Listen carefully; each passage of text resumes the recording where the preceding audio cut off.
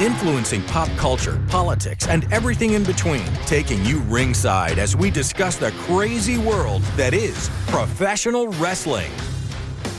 This is Going Ringside. Good day, good evening, whenever you're watching this. Welcome to Going Ringside. I'm your host, Scott Johnson. So glad you could join us today, and I'm excited because we got a big-time guest this week, a guy I've been trying to get for the last couple of years.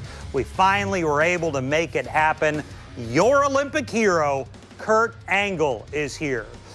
Obviously, he's an Olympic gold medalist from '96, but he became one of the best wrestlers in the entire world when he went pro around 98, 99, because not only was he a gifted athlete, maybe the best the company had ever seen, he could talk like nobody's business. Kurt Angle just had it in every way you need it in this industry we call pro wrestling. So I wanted to sit down with Kurt. So excited to have him as a guest. Right after this, we're going to be joined by Desiree Josen with the Chutes and Ladders podcast to unpack Kurt's career. But let's get to it right now. Here is your Olympic hero.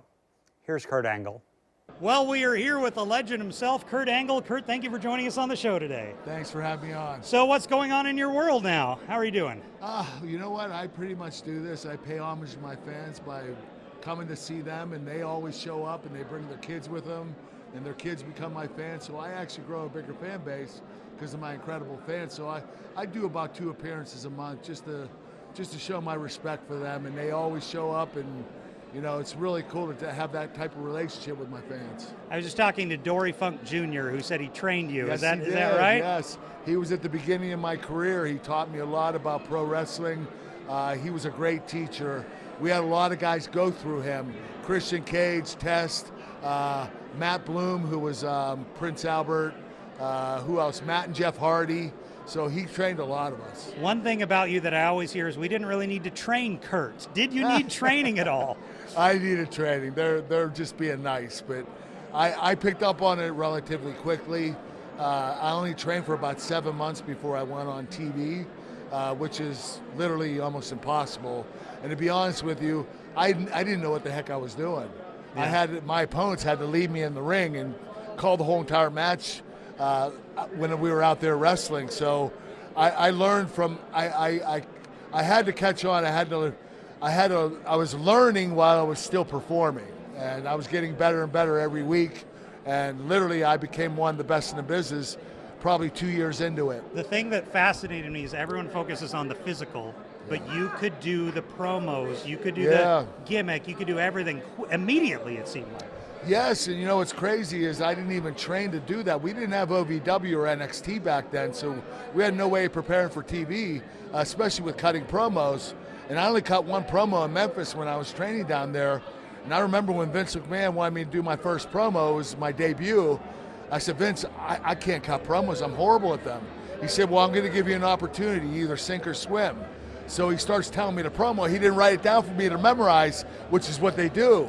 He told me at one time, and I was listening, and I stopped listening because he went on for like 6 minutes. He said, all right, I want you to go out there and cut the promo. And I said, Vince, I didn't hear a word you said. Could you repeat it again? He said, I'll repeat it one more time. Go out there and sink or swim. It's up to you. I went out there, and I got about 80% of it right. And he said, I know I can work with this kid. This kid has ability. So he started having me cut promos every week, and week after week, they're getting longer and longer, and I'm getting better and better at them. And before I knew it, I was one of the best in the business at cutting promos. So I owe that to Vince McMahon. He pulled me out of my comfort zone early on in my career. Vince has had a hard few years. Have you monitored monitored that at all? Yes, God bless him. I have not spoken to Vince in at least 2 years. You know, I wish him well. He treated me very well. He gave me an opportunity. I'm very thankful for that. I want to talk to you about facing off with, immediately you were with Austin, Rock, Big Show. Yeah. You're at the top of the card every city you go to. Yes. What was it like? I want to start with Rock, when you and Rock, did you know what he had? He was so entertaining. The guy was such a phenomenal athlete, and his promo skills were above everybody else's. He taught me a lot about cutting promos. He taught me a lot about wrestling in the ring. Stone Cold, Steve Austin, actually was the one guy that I learned the most from. He was one of those guys that would call the match out in the ring. You know, he's an old school wrestler. What does that mean? That means you don't plan a lot of it backstage. You just go out there and do it. improvise. And he was a great improviser. Him and Triple H and Undertaker were three of the best improvisers I've ever wrestled. Any person you ever faced who you thought could have done well in the more realistic, like an amateur wrestling, and I'm not including Brock Lesnar. I would have said Brock. Yes. No, Chris Benoit. Oh, really? Yeah. He had the ability to be a world-class wrestler. If he's Canadian, if he would have pursued that, he would have been on the Canadian Olympic team. You think he would have? He was that good? Yeah, he was that good. Yeah. And did you ever really like milk? I love milk. You do love milk? Okay. Yeah, it's my favorite drink. You know what? I had a podcast I did a couple years ago, and I was joking around. I said, you know, guys, I don't even like milk. Yeah. And they got out there like, Kurt Angle doesn't even like milk. And I was like, oh, my God. I'm just kidding, guys. Obviously, I do love milk. Did the milk companies ever come to you for sponsorship? No, They should have. we had something that I was doing with my PR company. We were doing a campaign for milk, but they didn't follow up on it. They didn't follow up? Yeah. And who was the hardest opponent? Was it Brock? Brock Lesnar. He was? He was a mixture of power, speed, agility, and he was so 300 pounds and moved like a cat. I'd never been in the ring with an athlete like that. He was an animal. Well, Kurt Angle, it's been an absolute pleasure. Olympic hero, thank you for your time today, sir. Thanks for having me. Thank you. Well, let's talk about Kurt Angle right now. Kurt, we are joined by Desiree Joseph of the Chutes and Ladders podcast to talk about Kurt. Desiree, before we start, where do people find Chutes and Ladders? On YouTube, Instagram, and Spotify. So, Kurt is always the guy that I think just had it off the bat, picked it up faster than anyone. Yeah, it's crazy, and you don't see that very often, especially when someone is so athletic. Usually they're not good at the other things. So I asked him about, because I've always heard the stories about how do they teach you? Whatever Bruce Pritchard's brother is who trained people, you can't train Kurt Angle. He's better than all of you, but Kurt said there was a bit of a learning curve. But it was the voicing, it was the speaking that Kurt just had it. Yeah. With the milk, the three eyes, all of it. Could you believe how good he was on the mic? No, and that's what's so shocking, but he's got the it factor. He's very charismatic. He's really funny. He admits to being very nerdy, which was basically what his character was. What did you think about him and Austin when they were together? I loved it. That was a part of my childhood. I was in middle school when all of that happened, and it was just so funny, especially when they did the milk truck and the beer truck and the spraying, and then they were competing with each other for Vince's attention. I loved it. So what do you think Kurt post WWE? The big thing after, which I never really watched a lot, was TNA. Yeah. I mean, he was an icon in TNA with Samoa Joe and all those people. He was just as popular as he was with the WWE. I think he was like a 4 or 5 time champion, part of a couple of factions. He was a big deal. I think he made TNA more legit. I think so. Because you had a lot of X-Stars, Nash, Steiner, a lot of the WCW guys.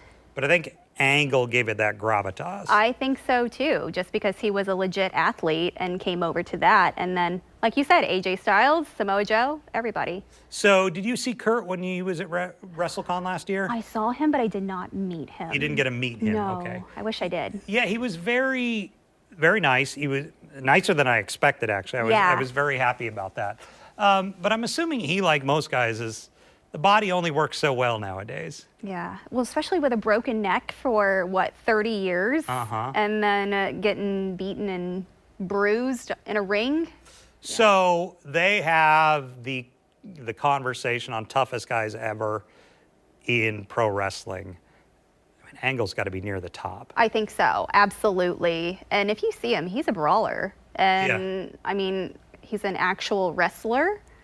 And a gold medalist. Do you think he pulled back a little to put Lesnar to Brock Lesnar? Because him and Brock Lesnar. That was so good. That was a dream match. It was a dream match. But at the end of the day, there's levels to this stuff. Brock was an NCAA top guy. Sure, yeah. Kurt was an Olympic gold medalist. Yeah. Technically, that's a level above, is it not? It is. But I loved it. It was head to head. You weren't going to put Brock with a better contender than than Kurt Angle. It was so good. Yeah. And what did he, so one of my favorite things Kurt ever did was him, Edge and Christian, when Edge and Christian were just starting out. Yeah. I thought it was wonderful. Yeah, I think that was perfect. It made us really fall in love with him. So what do you think about Kurt post-wrestling? I mean, he's on the convention circuit. You see it, he still have his podcast, I think. I think so. So he's still just so visible Yeah. because he was so over for a time. I mean, it's really great to see him, especially in his condition. Yeah. And his past too. So it's refreshing to see him back. He's with one the of those fans. guys you could put like on an ESPN or Pat McAfee show or whoever, Yeah. and everyone's going to know Kurt He's Angle. a legend. He's a Hall of Famer for a reason. Have you seen anyone go as fast as he did to the top of the card? I don't recall it. No, and he mentions that in a lot of interviews, how he is one of the fastest growing talents. It's been like he got signed in 98. Sounds right, yeah. And then he became champion from The Rock in 99. And when Rock was at his peak It was right the then. Attitude Era, too. Well, Desiree Joseph, where do people find Chutes and Ladders? On YouTube, Spotify, and Instagram. Desiree, thanks for joining us. Thank you. And that's going to wrap it up for us.